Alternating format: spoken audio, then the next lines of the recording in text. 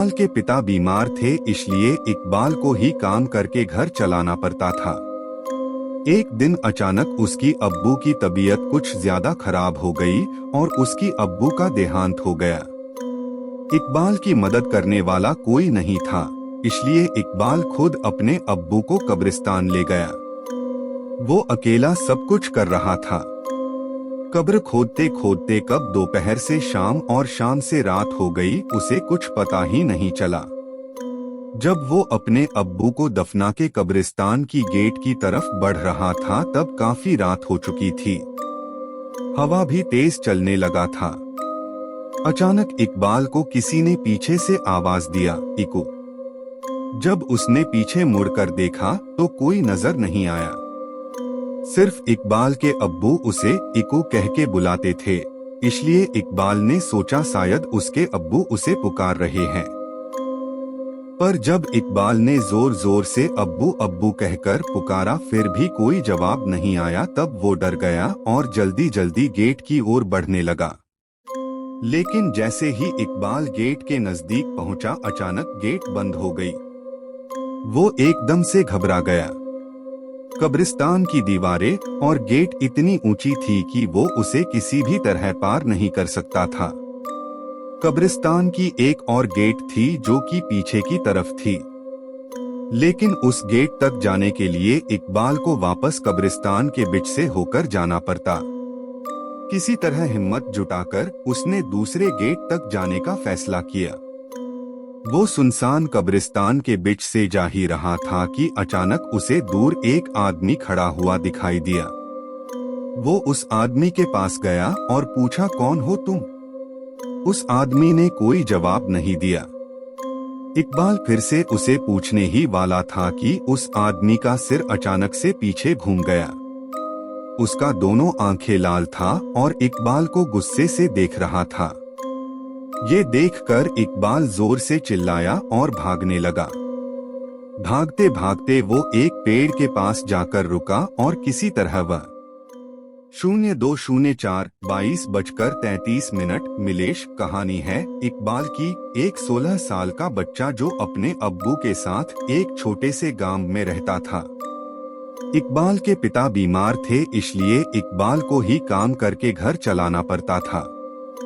एक दिन अचानक उसकी अब्बू की तबीयत कुछ ज्यादा खराब हो गई और उसकी अब्बू का देहांत हो गया। इकबाल की मदद करने वाला कोई नहीं था, इसलिए इकबाल खुद अपने अब्बू को कब्रिस्तान ले गया। वो अकेला सब कुछ कर रहा था।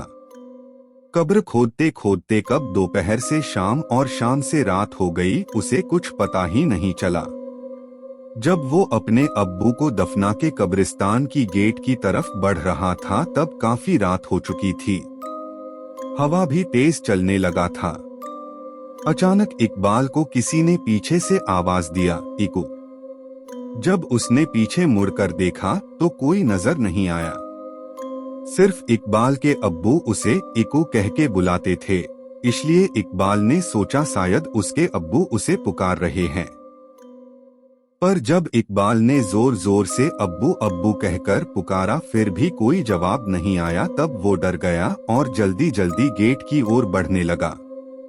लेकिन जैसे ही इकबाल गेट के नजदीक पहुंचा, अचानक गेट बंद हो गई। वो एकदम से घबरा गया। कब्रिस्तान की दीवारें और गेट इतनी ऊंची थी कि वो उसे किसी भी तरह पार नहीं कर सकता था। कब्रिस्तान की एक और गेट थी जो कि पीछे की तरफ थी, लेकिन उस गेट तक जाने के लिए इकबाल को वापस कब्रिस्तान के बीच से होकर जाना पड़ता। किसी तरह हिम्मत जुटाकर उसने दूसरे गेट तक जाने का फैसला किया। वो सुनसान कब्रिस्तान के बीच से जा ही रहा था कि अचानक उसे दूर एक आदमी खड़ा हुआ दिखाई दिया। वो उस आदमी के पास गया और पूछा, कौन हो तुम? उस आदमी ने कोई जवाब नहीं दिया। इकबाल फिर से उसे पूछने ही वाला था कि उस आदमी का सिर अचानक से पीछे घूम गया। उसका दोनों आंखें लाल था और इकबाल को गुस्से से देख रहा था। ये देखकर इकबाल जोर से चिल्लाया और भागने लगा। भागते भागते वो एक पेड़ के पास जाकर रुका और किसी तरह वहीं पे रात गुजारने का फैसला किया। कुछ ही देर में उसके चारों तरफ कोहरा छाने लगा। अचानक उसने कोहरे में एक औरत को भागते हुए देखा।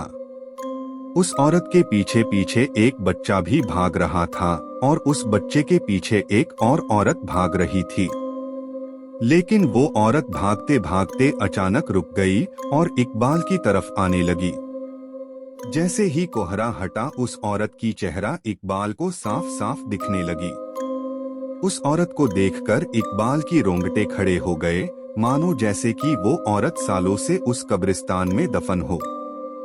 वो औरत इकबाल के करीब आ रही थी और इकबाल धीरे धीरे पीछे हट रहा था।